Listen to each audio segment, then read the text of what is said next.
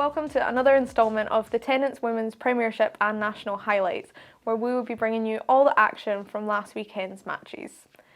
Looking to maintain their winning streak, we start off our action at Bridge Hall with Stirling County, where visitors Heriot Blues were looking to rain on their parade.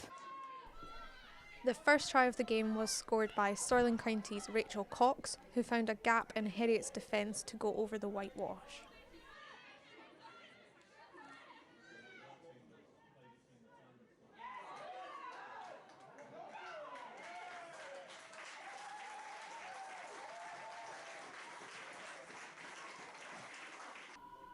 Stirling's Heather Davis then added to the score by making a daring run from the 40-metre line to score their second try.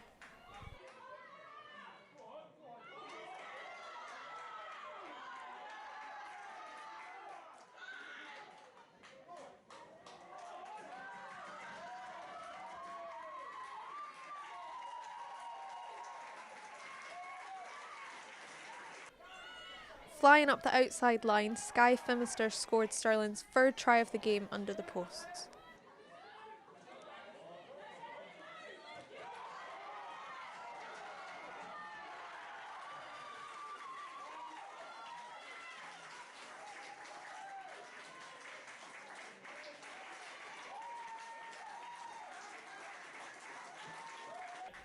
The barrage of tries kept on coming and the bonus points were not far away as Angerad Hopwood blasted her way through Heriot's defence to score Stirling's fourth try in the first half.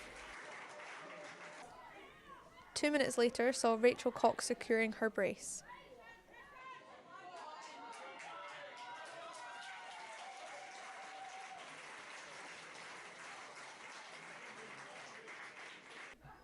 Followed closely by Elsa Quigley scoring her first try of the match and propelling Stirling County further into the lead. Her fellow second row Sarah Murdoch added to the tally as Harriet's looked down and out.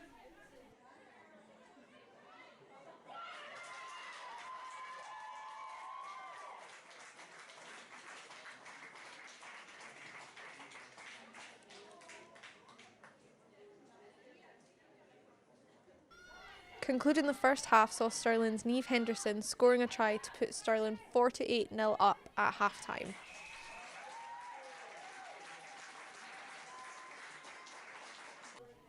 Heriot came back fighting after half-time, with Lucy Winter gaining their first try of the match for the Nails.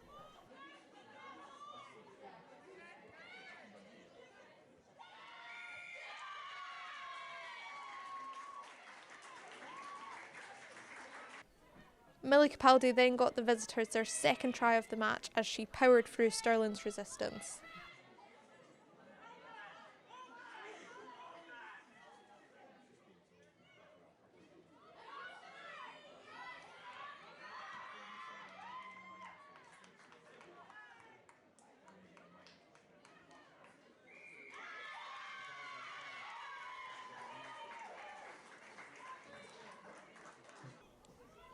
We see Heriot score their third try of the match as they looked for that bonus point.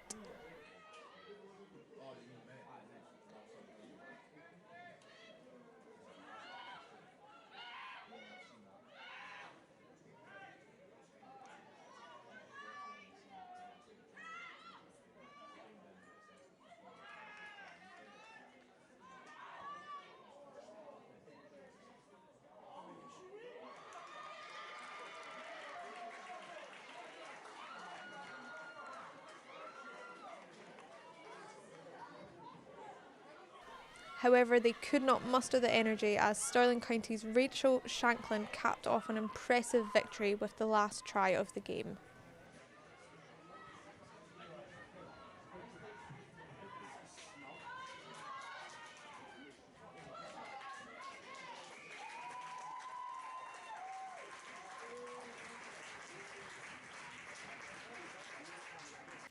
And in our next game, we saw Corstorphine Cougars travel over to Dumbreck to play Cartha Queen's Park. The first try of the game came from Cartha's front row, Rosa Coban, who ran from her own half.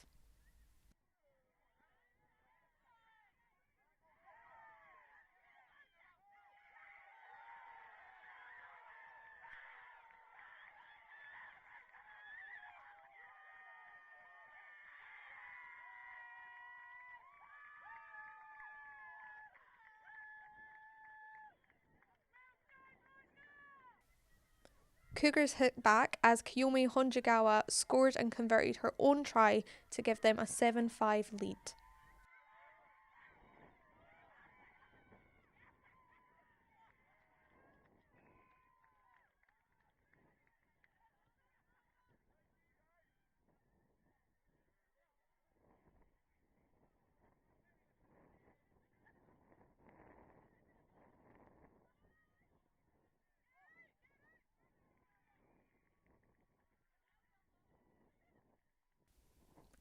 Kiyomi later scored a penalty kick.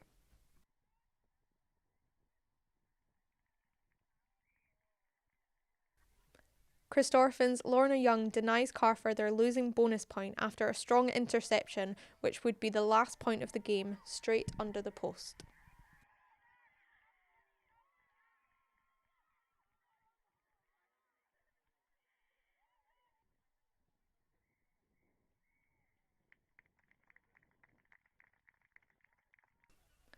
The final fixture this weekend took place over in the north of Glasgow, where Hillhead Jordan Hill hosted Watsonians in a repeat of last year's Premiership final.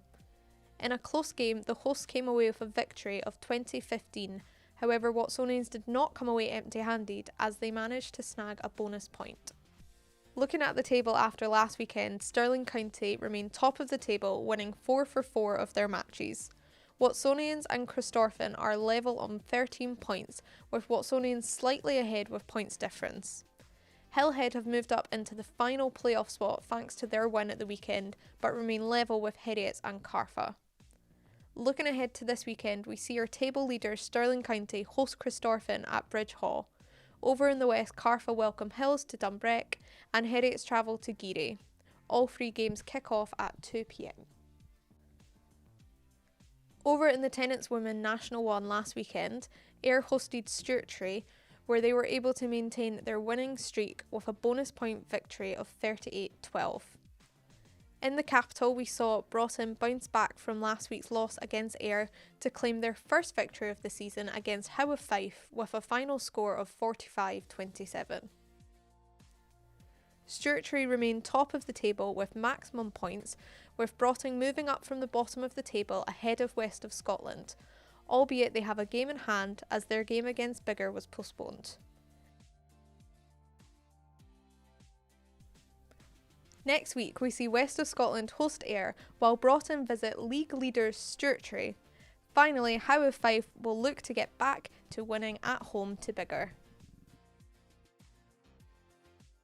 So overall, a very eventful weekend of grassroots rugby across the country, and not forgetting that this weekend we see the Scotland's women team taking on their first fixture in the Rugby World Cup over in New Zealand against Wales. We wish them the best of luck, and we will see you all next week.